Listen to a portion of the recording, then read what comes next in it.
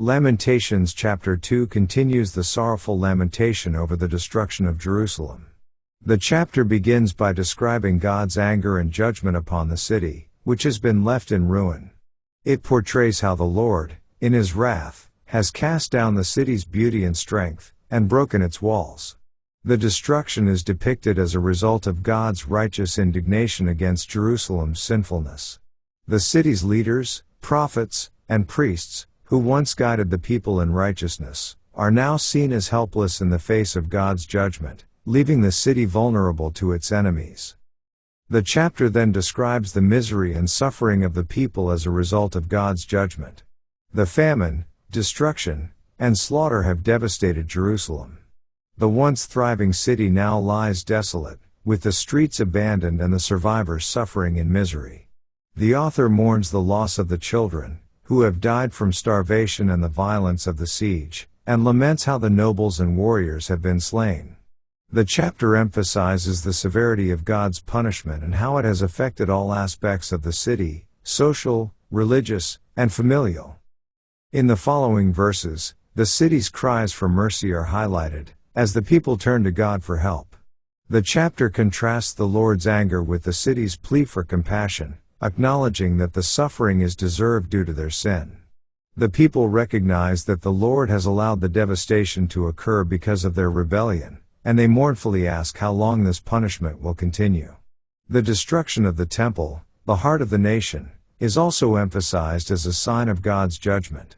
The once sacred place is now profaned, and the people see this as a sign of God's abandonment. The chapter concludes with a final call to God, as the people express their sorrow and seek to understand the reason behind their suffering. They mourn that their sin has led to their downfall, and they pray for the restoration of Jerusalem and its people.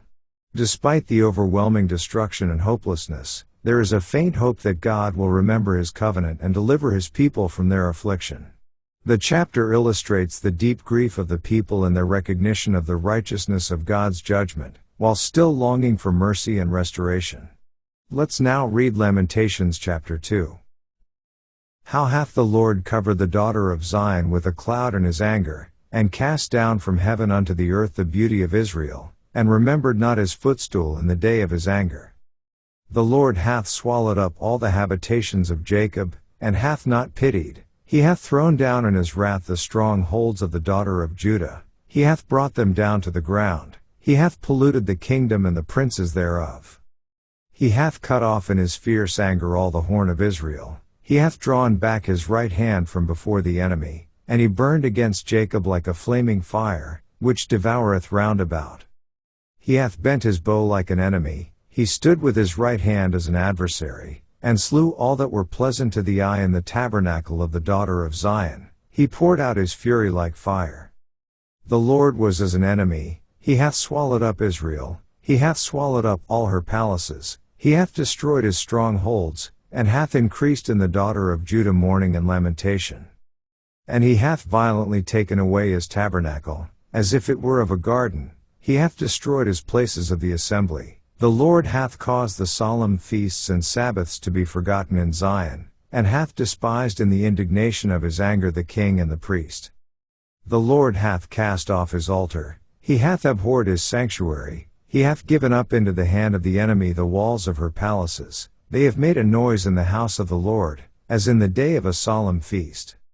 The Lord hath purposed to destroy the wall of the daughter of Zion. He hath stretched out a line. He hath not withdrawn His hand from destroying. Therefore He made the rampart and the wall to lament. They languish together. Her gates are sunk into the ground. He hath destroyed and broken her bars. Her king and her princes are among the Gentiles. The law is no more. Her prophets also find no vision from the Lord. The elders of the daughter of Zion sit upon the ground, and keep silence. They have cast up dust upon their heads. They have girded themselves with sackcloth. The virgins of Jerusalem hang down their heads to the ground.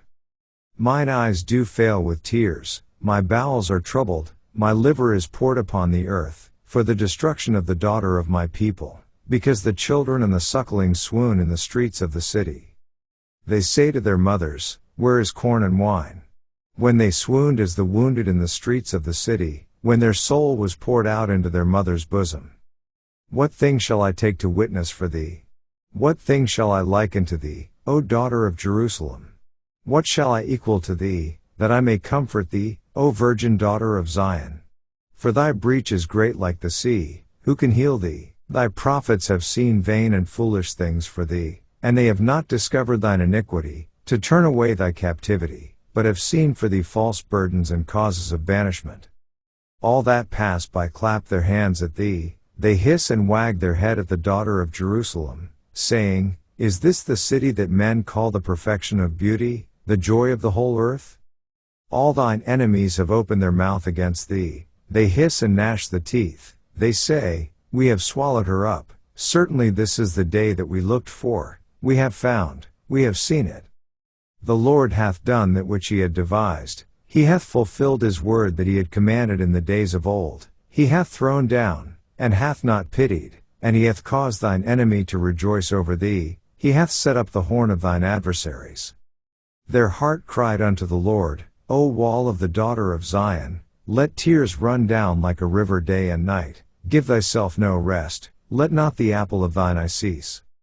Arise, cry out in the night, in the beginning of the watches pour out thine heart like water before the face of the Lord, lift up thy hands toward him for the life of thy young children, that faint for hunger in the top of every street. Behold, O Lord, and consider to whom thou hast done this. Shall the women eat their fruit, and children of a span long? Shall the priest and the prophet be slain in the sanctuary of the Lord?